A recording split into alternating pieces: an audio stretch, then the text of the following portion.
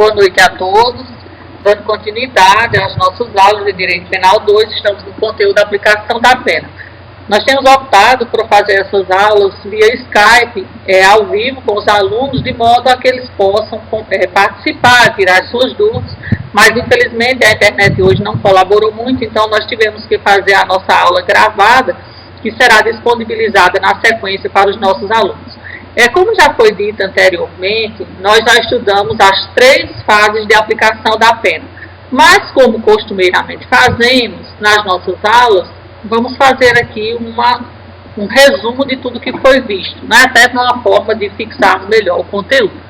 Aprendemos que o direito penal brasileiro adotou o sistema trifásico elaborado por Nelson Hungria, e que Nelson Hungria fez o cálculo, né, para que se chegasse à pena base, trouxe-nos orientação para as agravantes e atenuantes que compõem a segunda fase e, por fim, as causas de aumento e diminuição que compõem a terceira fase da aplicação da pena. Na primeira fase, são as circunstâncias judiciais que estão expressas no artigo 59 do Código Penal, em que enumera as seguintes circunstâncias. Nós temos a análise da culpabilidade, dos antecedentes, da conduta social, da personalidade do agente, dos motivos, circunstâncias, as consequências do crime e o comportamento da vítima. Essa primeira fase ela é extremamente subjetiva. Ela fica ao crivo do magistrado escolher o quanto ele vai colocar para cada circunstância negativa. Nós optamos por achar um método mais, digamos assim, neutro, fazer o nosso cálculo da pena base de forma aritmética. Então, nós fazemos da seguinte forma. Nós pegamos a pena mínima e a pena máxima, que está no tipo penal, ou seja, no artigo, do crime que a pessoa cometeu. Então, por exemplo, no caso do crime de furto, a pena mínima é de 1 e a pena máxima de 4. Então, entre 1 e 4, nós temos 3 anos. 3 anos a gente multiplica por 12. Multiplicando por 12, nós encontramos o quantitativo de meses. E aí nós dividimos pelas 8 circunstâncias judiciais, ou seja, dividimos por 8. E encontramos quanto vale cada circunstância. E aí, digamos que nós tenhamos feito um cálculo e encontramos que cada circunstância judicial vale 4 meses. E aí eu pego a pena mínima prevista no tipo, no caso do nosso exemplo de 1 ano, e se, por exemplo, a pessoa tiver uma circunstância negativa, a pena base vai ser de 1 ano e 4 meses. Se ela tiver 2 circunstâncias negativas, vai ser de 1 ano e 8 meses, ou seja, de acordo com quantas circunstâncias negativas eu tenho, vai ser o resultado dessa contabilidade na primeira fase. Lembrando que nessa primeira fase eu nem posso estar abaixo do mínimo e nem ultrapassar o máximo. Essa orientação está na súmula 321 do STJ. Na segunda fase, nós temos as agravantes e atenuantes. Não há uma previsão expressa no código de quanto ela deva ser utilizada, qual a fração utilizada, mas nós podemos utilizar a fração mínima existente, que é 1/6. Essa orientação agrada a jurisprudência e também os tribunais superiores. Então, para cada agravante eu vou aumentar 1/6, para cada atenuante eu vou diminuir, aliás, eu vou atenuar em 1/6 da pena. E aí, mais adiante, a gente já viu, mas eu vou retomar mais à frente, quando houver concurso de agravantes e atenuantes.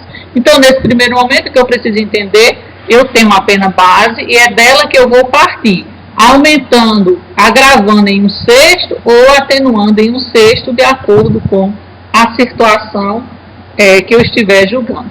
Por fim, nós temos a terceira fase, que são as causas de aumento e de diminuição. Lembrando sempre, pessoal, que quando a gente vai partir desde a primeira fase, a gente já tem que estar atento para perceber se se trata de um crime simples ou de um crime qualificado.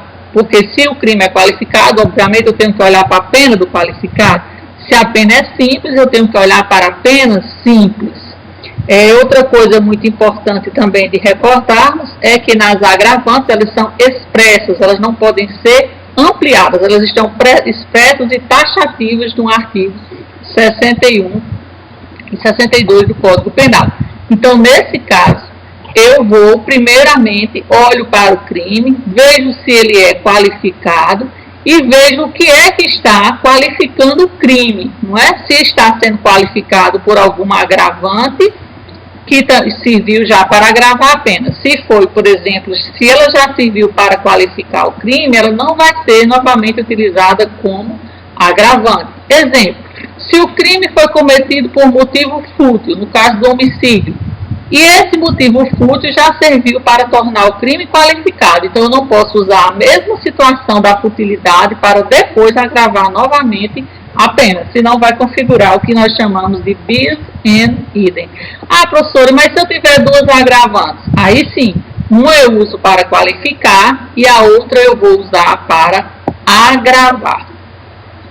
Mais à frente, se no caso das atenuantes, elas são exemplificativas, e elas vão ser analisadas também na segunda fase. No caso, lembrando sempre aqui nesse nosso material que a gente colocou, né, a pena base, ela vai estar de acordo com as circunstâncias do 59. E as agravantes, enquanto eu vou aumentar, já falamos, em 1/6. E a atenuante, enquanto eu vou atenuar, em 1/6. E aí, a partir daí, eu encontro o que a gente chama de pena intermediária. As agravantes sempre agravam o crime? Em regra, sim. Mas se ela já serviu para constituir ou qualificar o crime, não será usada. Quando a pena for fixada no máximo, também não será usada. Porque nessa fase a gente já aprendeu que ela não pode ultrapassar o máximo previsto. E quando a atenuante for preponderante. Então, digamos que eu tenho uma causa de uma agravante e um atenuante, e no caso uma delas prepondere sobre a outra. As atenuantes é o mesmo raciocínio. Ela sempre atenua? Sim. Geralmente sim. Quando é que ela não vai atenuar? Se ela já constituiu o crime ou privilegiar o crime. Ou então quando a pena já estiver no mínimo previsto. Se estiver no mínimo, ela vai ser reconhecida. O magistrado vai colocar na sentença que reconhece a presença da atenuante X, mas diz que deixa de aplicá-la uma vez que a pena já está no mínimo legal, nos termos da súmula 321 do STJ. E quando a agravante também for preponderante. Aqui nós tivemos uma tabela, não é? Que já falamos, uma tabela de preponderância da atenuante da menoridade, ela prevalece sobre todas, na menoridade relativa, né? Ou seja, quando o réu ele era menor de 21 anos na data do fato, ou maior de 70 na data da sentença, ela vai preponderar sobre as demais. Outra agravante preponderante também é a da reincidência. Só que como a confissão também é preponderante, quando o réu é reincidente, mas também confessa, uma vai eliminar a outra. Então, nós temos que as agravantes de ordem subjetivas, elas preponderam sobre as de ordem objetiva. Aqui no nosso exemplo, é o seguinte, nós colocamos aqui uma pena base de 1 a 4 anos. E digamos que fizemos o cálculo e foi observado que a pena base ficou em 2 anos. Mas a pessoa possui uma agravante. Então, 2 anos eu vou agravar em 1/6. Quando eu calculo 1/6 em cima de 2 anos, vai fazer 2 anos e 4 meses, que seria a segunda fase. Ah, mas a pessoa tem também uma causa de aumento, e essa causa de aumento está expressa lá, e eu vou trabalhar com 1/3. Então, eu vou pegar 2 anos e 4 meses e vou calcular 1/3 em cima de 2 anos e 4 meses, que vai dar um total de 3 anos, 1 mês e 10 dias. Ou seja, essa é a pena definitiva. Aqui nós fizemos um quadro de preponderância das causas de aumento. Não é? Quando ambas as causas de aumento estiverem na parte geral, eu devo aplicar ambas. Se ambas estiverem na parte especial, eu devo aumentar aquela que mais aumenta. Se tiver uma na parte geral e outra na parte especial, eu devo também aplicar as duas. O mesmo raciocínio é para o caso de concurso de causas de diminuição.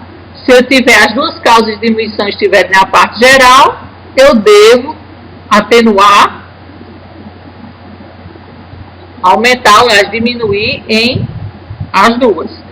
Se as duas estiverem na parte especial, eu devo aplicar a causa de diminuição que mais diminua. E por fim, na parte geral e outra na parte especial, eu aplicarei as duas. Aqui nós passamos esses dois exemplos para que vocês possam calcular essas penas para a correção da nossa aula de amanhã. Aqui é o segundo exemplo. E por fim, nós temos o nosso terceiro exemplo. Então, gente, por fim, chegamos à pena definitiva, ou seja, nós percorremos todas aquelas fases, primeira fase, segunda fase, terceira fase, qual seja pena base, pena intermediária e pena definitiva. Se eu já calculei a minha pena definitiva, o que é que vai restar agora ao magistrado?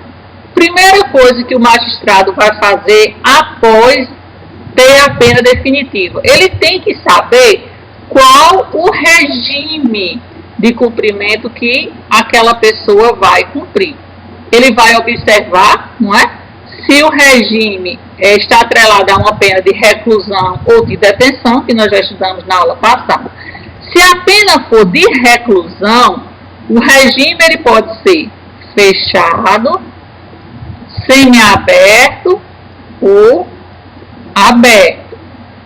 Não é isso na reclusão. Se a pena for de detenção, nós aprendemos que a pena deve ser o quê? Semiaberto e aberto, na detenção. Então, como é que eu vou definir se a minha pena vai ser fechado, se vai ser semiaberto, se vai ser aberto? Eu vou voltar lá para a nossa aula e analisar o artigo 33 do Código Penal, em que eu aprendo que se a pena for até 4 anos, eu tenho regime aberto. Se mais de 4 e até 8, eu tenho regime semiaberto. E se for mais de 8, eu terei regime fechado. Analisando ainda se o apenado ele é reincidente.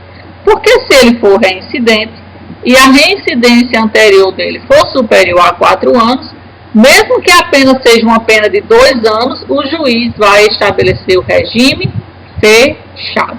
Essa parte a gente já estudou em aulas anteriores, estudamos isso exaustivamente. Então, para a nossa revisão, só dizendo que o juiz vai analisar se o regime é de reclusão ou é de detenção. Se o regime for de reclusão, ele vai fixar entre cumprido fechado, semiaberto ou aberto.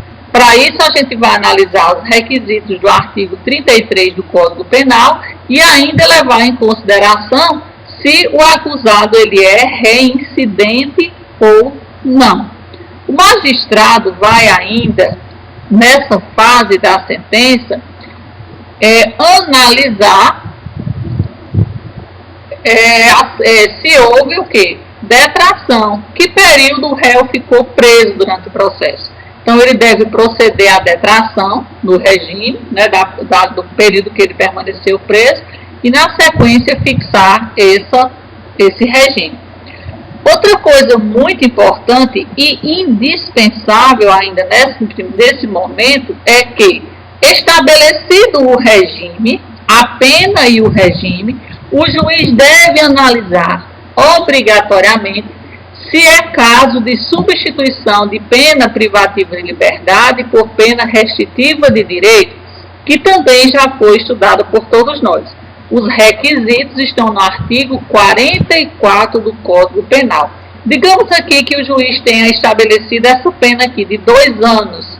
2 anos, se ele não for reincidente, o regime vai ser aberto. Se o crime, por exemplo, não tiver sido cometido nem mediante violência ou grave ameaça à pessoa, for crime doloso, a pessoa não é reincidente, as circunstâncias judiciais forem favoráveis, o juiz deve substituir por pena restritiva de direito. Como a pena é superior a 2 anos, ele deve substituir por 2 restritivas de direito. E aí vai escolher entre as restritivas quais as que ele vai aplicar. Se não for possível substituir por restritiva de direito, o juiz vai analisar se cabe a substituição por SUSIS, a suspensão condicional da pena, que nós ainda não estudamos, mas que está contido no artigo 77 do Código Penal. Qual seja, o juiz fixou a pena definitiva, colocou o regime, na sequência ele vai fazer a análise se cabe a substituição por restritiva de direito, ou se não cabe, se cabe a substituição pelo SUSIS, no artigo 77. E aí, por fim, o juiz vai mandar comunicar a Justiça Eleitoral, vai mandar que se façam efetivos os efeitos da condenação, de acordo com cada caso concreto, que lance no rol dos culpados, e na sequência, com o trânsito em julgado, a sentença vai ser anexada à futura guia de recolhimento, e a guia vai para a execução penal, para que ele possa dar cumprimento ao regime, de acordo com o regime estabelecido na sentença. É importante lembrarmos que, em relação aos regimes, em relação às súmulas relacionadas ao estabelecimento do regime, qual seja, que o juiz não pode estabelecer um regime mais gravoso somente com base no que ele acha de grave em relação ao delito. Ele não pode estabelecer, por exemplo, um regime só fechado com base na hediondez do crime. Então, existem todos aqueles requisitos que já foram estudados por nós e que não mais dá tempo que a gente possa repeti-los. Já foram exaustivamente estudados. Então, com isso, nós concluímos essa primeira fase, que é a fase de aplicação da pena. Professora, como assim primeira fase? Porque a gente aprendeu a calcular a pena, mas nós precisamos ainda aprender a calcular a multa. A multa, ela não faz parte de todos os tipos penais. A multa, ela vai fazer parte dos tipos penais que estiverem expressas no tipo, ou seja, é o legislador que, quando cria o tipo penal incriminador, é ele que vai dizer se para aquele tipo penal existe multa ou não. Então, por exemplo, os crimes do artigo 155, 157, eles têm multa. Está lá a pena. Crime de furto, pena de 1 a 4 e multa. Já o homicídio, por exemplo, não tem multa. Então, sempre vai ser observado o artigo. Se no artigo do tipo penal que a pessoa cometeu, o criminoso, se tiver expresso a multa, o juiz deve fixar a multa na sentença. No primeiro momento, o juiz vai estabelecer a quantidade de dias multa. E na sequência, na segunda fase, ele vai estabelecer o quanto que ele vai multiplicar por cada dia multa. Professora, como é que calcula essa multa? No Código Penal, nós temos aqui expresso, deixa eu só pegar aqui para vocês, a questão da multa de incidência, aqui, pagamento da multa. A multa está no artigo 49. A pena de multa consiste no pagamento ao fundo penitenciário da quantia fixada na sentença e calculada em dias multa. O mínimo são de 10 e o máximo de 360.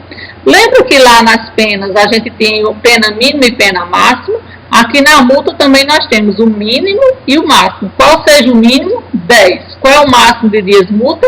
360. Dentro aqui do contexto geral. O valor do dia multa será fixado pelo juiz, não podendo ser inferior a 1/30 do salário mínimo vigente ao tempo do fato, e nem superior a 5 vezes esse salário. O magistrado ele vai levar em consideração, nesse parágrafo primeiro, as condições econômicas do acusado. Ele não adianta colocar para ele pagar uma multa, multiplicando por 5 vezes o salário, os dias multa, se ele, por exemplo, é um agricultor, é um pedreiro, então ele não vai ter condições de pagar.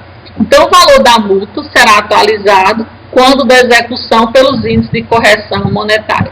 A multa, o acusado vai ser intimado para pagá-la em 10 dias, nós já falamos nas aulas anteriores, que por ocasião da multa, se a pessoa não puder pagar todo o valor, ele pode ser parcelado, não é?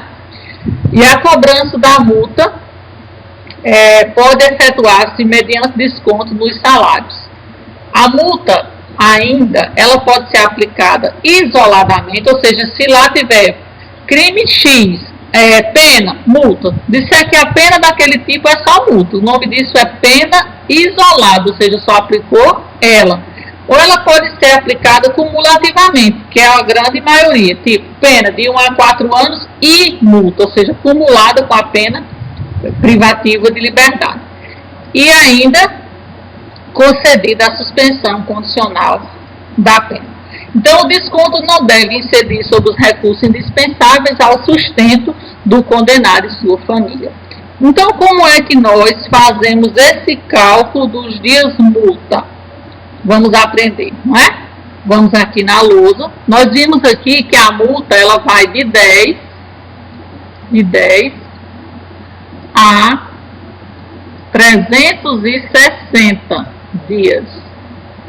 Então, é esse mesmo raciocínio que a gente faz na aplicação da pena. Entre 10 e 360, eu tenho 350. 350, eu vou dividir por 8, que são as 8 circunstâncias judiciais. No caso aqui, vamos fazer, eu já sei o cálculo, mas vou fazer para a gente... Já que 350 dividido por 8, eu vou ter 43,75. Como o Código Penal a gente dispensa os centavos, né, as frações, vai dar 43 dias. Ou seja, cada circunstância judicial negativa vai ser equivalente a 43 dias multa. Então, por exemplo, digamos que a pessoa só tenha uma circunstância negativa. Então, o que é que o juiz faz? O mesmo raciocínio que fizemos antes. Eu pego a mínima, 10, e vou somar com 43, que é quanto vale uma circunstância negativa em relação à multa. Então, aqui vai dar 53 dias multa. Então, digamos que a pena lá de 2 anos e 53 dias multa. Se a pessoa for pobre, o juiz vai, por exemplo, colocar sobre 1/30 do salário mínimo, para que o cálculo não dê um valor exorbitante. Ok? Então, amanhã nós vamos novamente torcer para que a aula nós consigamos fazer pelo Skype e podermos, assim, fazer mais uma vez ao vivo, vocês tirando as dúvidas de vocês. Mas vamos dar aqui só mais um exemplo. Digamos que no caso eu tenha 2 circunstâncias negativas. Então, como é que eu vou fazer? Eu vou pegar 10, que é a mínima. Aí eu vou pegar 43, que é uma circunstância negativa. Mas eu tenho 2. São 2 circunstâncias negativas que eu tenho. E aí? Então, vai dar o quê? 43 mais 43. Ou seja, 86 com mais 10 vai dar 96 dias multa. Se eu tiver agravante, uma só agravante, eu vou aumentar isso de 1/6. Se eu tiver um atenuante, eu vou reduzir isso de 1/6. Se eu tiver uma causa de aumento, eu vou lá olhar o quanto eu aumentei na pena e eu vou também aumentar na multa. Ou seja, eu sigo. Embora a multa ela tenha 2 fases, que seja uma é quantidade de dias multa e o outro é o valor, eu vou seguir o sistema trifásico para chegar ao resultado final da pena de multa. Ok? Nós preparamos um material aqui para vocês tratando da multa, não é? E depois também trouxemos aqui tratando da reincidência. A reincidência ela já foi vista por nós. Ela é exatamente uma das agravantes, mas é preciso fazermos aqui um parágrafo para entender as consequências da reincidência, o que é que realmente configura reincidência, embora a gente já saiba como aplicá-la na sentença. Ou seja, se eu for reincidente, eu vou agravar a pena em 1/6. Mas eu preciso, além disso, saber que ela é uma agravante, que ela vai ocasionar um agravamento de 1/6 da pena. Eu preciso também saber o que é a reincidência e como é a sua aplicação. Então, no caso aqui da multa, a gente já viu, né, está no artigo 49 do Código Penal, vocês vão ler sem maiores dificuldades. O que nós temos de novidade em relação à multa é apenas que agora ela também é um dos requisitos para a progressão de regime. Nesse caso, vai ser intimado para pagar a multa, não é? Para aí ele ter direito à progressão. Se ele não puder pagar, ele vai fazer o quê? Vai pedir a dispensa da multa ou até o parcelamento dela. Uma novidade trazida pelo pacote anticrime é que agora a multa ela vai ser executada no juízo da execução penal. Então é o juiz da execução penal que vai executar essa multa, ou seja, o Ministério Público ele vai entrar para que essa multa seja executada diretamente no juízo da execução penal e não mais na Fazenda Pública como era antigamente, ok? Então multa é isso que a gente tem para tratar em relação a ela. E no caso, o inadimplemento da multa impede a extinção da punibilidade? Não, né? Ou seja, a pessoa não pagou a multa, mas pagou a pena toda. Pagou, por exemplo, já os 2 anos que ele tinha que pagar de multa. Pode extinguir? Pode. O juiz vai extinguir o processo, mas vai separar a multa, né? E ela vai ser executada na vara de execução penal apenas concernente àquele valor da multa, ok? Por fim, vamos agora dar início à questão da reincidência, um assunto extremamente importante para que nós possamos também complementar o que foi visto por nós até agora, ok? Então vamos ver a reincidência. Como dito já, ela é uma causa de agravamento da pena. Então o que é a reincidência?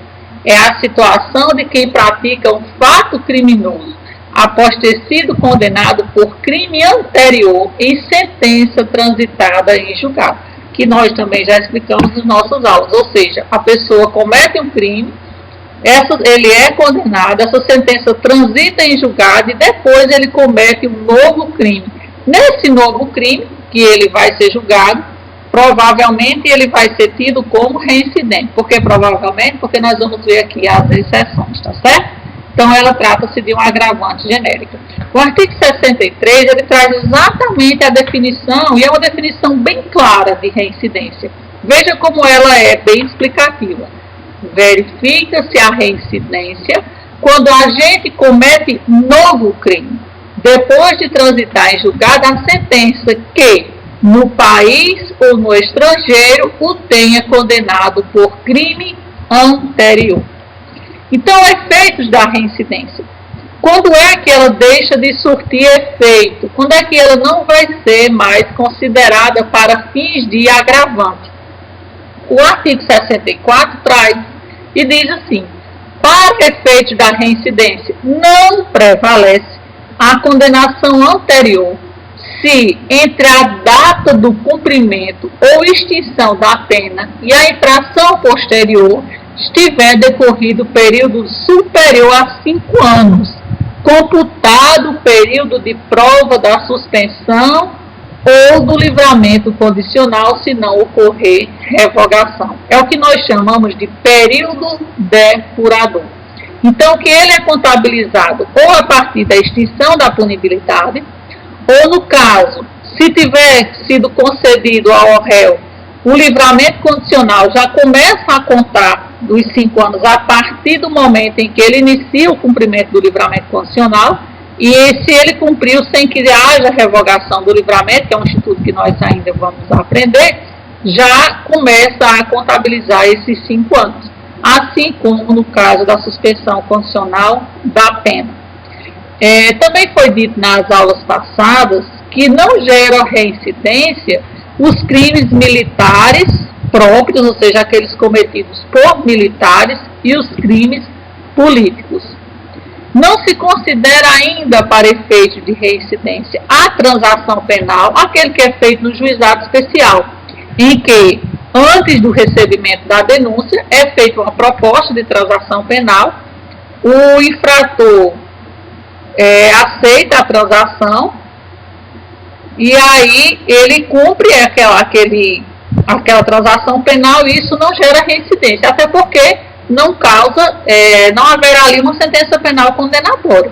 Ele já vai parar no início do processo. Mesmo raciocínio na suspensão condicional do processo, previsto na Lei 9.099/95. Ou seja, o promotor denuncia, mas já faz a proposta de suspensão condicional, nos termos do artigo 89 da Lei 9.099. Então, se a pessoa, já no início do processo, aceita essa suspensão condicional e ele cumpre essa suspensão, o processo vai ser extinto e isso não gera nem reincidência nem maus antecedentes. E não há por menos, já que ele não foi condenado. Fato criminoso no estrangeiro, porém atípico no Brasil. Ou seja, digamos que ele tenha cometido um crime lá no estrangeiro, mas essa mesma conduta aqui não seja tido como criminosa. Exemplo, digamos que ele mora em um país que o adultério é crime, e lá ele cometeu um adultério. Mas quando ele volta para o Brasil, que puxar as folhas de antecedentes criminais dele, vai estar lá o adultério, mas não servirá para reincidência no Brasil. Por quê? Porque o adultério no Brasil não é considerado crime. Ou então, por fim, se tiver ocorrido anistia, abolition crimes, que a gente estudou no semestre passado, ou seja, o crime foi abolido, ou o perdão judicial. Então, acontecendo uma dessas situações, isso não gerará efeitos para reincidência. Então, qual seria uma tabela para que a gente possa entender o que é que gera reincidência? Se a pessoa comete um crime, é condenado, transita em julgado e depois ele comete novo crime, ele é tido como reincidência. E isso se não tiver passado o período depurador, se não tiver essas exceções que falamos anteriormente. Se ele cometeu uma contravenção penal e depois outra contravenção penal, também é tido como reincidência. Mas se ele tiver uma contravenção penal, por exemplo, embriaguez e desordem, que é um crime de menor potencial ofensivo, e na sequência ele comete um furto, que é um crime, não será considerado reincidência, porque a contravenção anterior ao crime não gera reincidência. Já o contrário, sim. Se ele cometeu um crime e depois comete uma contravenção, quando ele for ser julgado no juizado, o juiz do juizado vai reconhecer a reincidência. Aqui a gente fez uma tabelinha, que encontramos num livro e colocamos aqui para vocês. Infelizmente agora não me recordo qual foi a obra, em que ele vai esquematizar exatamente aquilo que nós acabamos de falar para facilitar para vocês. Então, quais são os efeitos da reincidência? O que é que ocasiona o fato de eu ser reincidente? Qual o prejuízo, digamos assim, que me traz? Primeiro, é um agravante, como nós já vimos. Se eu sou reincidente, na futura condenação minha, o magistrado já vai agravar a pena na minha condenação. Constitui circunstância preponderante. Lembra que a gente falou que a reincidência ela é uma circunstância preponderante. Ela pode, por exemplo, ser anulada pela confissão, mas nas demais ela vai ser preponderante. A exceção também da menoridade relativa, porque prepondera sobre todas. Impede a substituição da pena privativa de liberdade por restritiva de direito, que nós já estudamos, quando a pessoa for reincidente em crime doloso. Impede ainda a substituição da pena privativa de liberdade por multa, ou seja, ele é reincidente. Então, eu não posso condená-lo somente no futuro processo a uma pena somente de multa. Impede a concessão de subsídios quando por crime doloso. Não se preocupem, porque o subsídio a gente vai estudar a posterior. Outro efeito da reincidência: aumenta o prazo para a concessão do livramento, que antes, se você tinha um percentual de 1/3, ele agora será de metade, exatamente pelo fato de você ser reincidente. Impede o livramento condicional nos casos de reincidência específica em crimes hediondos. Então, por exemplo, se você é reincidente, por exemplo, se você tem um tráfico de drogas, que é um crime equiparado a hediondo, e depois você comete um crime de homicídio qualificado, que é hediondo, ou seja, você tem 2 hediondos, ou você tem um hediondo e um equiparado a hediondo, você não terá direito ao livramento condicional. O livramento condicional, ele está previsto no artigo 83 e ele também teve várias reformas em razão do pacote anticrime, que serão vistos por nós a posteriori, tá certo? Mas por enquanto a gente precisa apenas observar essas situações. Ela interrompe o prazo para a prescrição executória, que acho que é o nosso último ou penúltimo conteúdo dessa disciplina, ou seja, ele interrompe o período para a prescrição. Ele aumenta também o prazo da prescrição executória e revoga os subsídios em caso de condenação por crime doloso e facultativo por caso de crime culposo ou contravenção. Por fim, o juiz poderá também revogar o livramento se o liberado deixar de cumprir qualquer das obrigações constantes da sentença ou for irrecorrivelmente condenado por crime ou condenação. No caso aqui, quando a gente for ver o livramento condicional, nós vamos ver as consequências, não é, de quando você é condenado por crime cometido ou antes do livramento ou durante a vigência do livramento. Impede ainda a incidência de algumas causas de diminuição, por exemplo, do furto do artigo 155, que é a questão do furto de pequeno valor. Deixa eu só localizar aqui para a gente ter a certeza. Artigo 155, 155, um minutinho.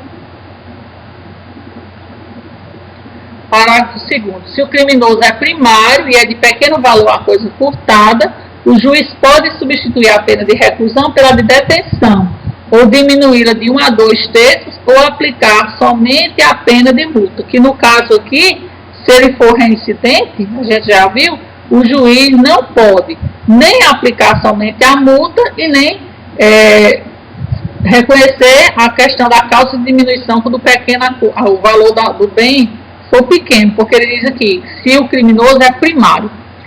Obriga o agente a iniciar o cumprimento da pena de reclusão em regime fechado, que a gente já viu, inclusive, a exceção, é quando a reincidência é inferior a 4 anos. Obriga o agente a iniciar o cumprimento da pena de detenção em semiaberto, quando o regime for de detenção. E como é que eu provo se eu sou reincidente ou não? É através da FAC, né, da Folha de Antecedentes Criminais. Ok? Então, por fim, nós temos como termo inicial a extinção da punibilidade, aquele período lá dos 5 anos, aqui é só um resumo. Para efeito do subsídio, livramento conta-se da audiência admonitória e até a prática do novo delito. Então, por fim, a gente encerra hoje a nossa aula e quando for amanhã a gente faz um resumo geral daquilo que foi visto hoje e faz a correção da atividade que nós passamos.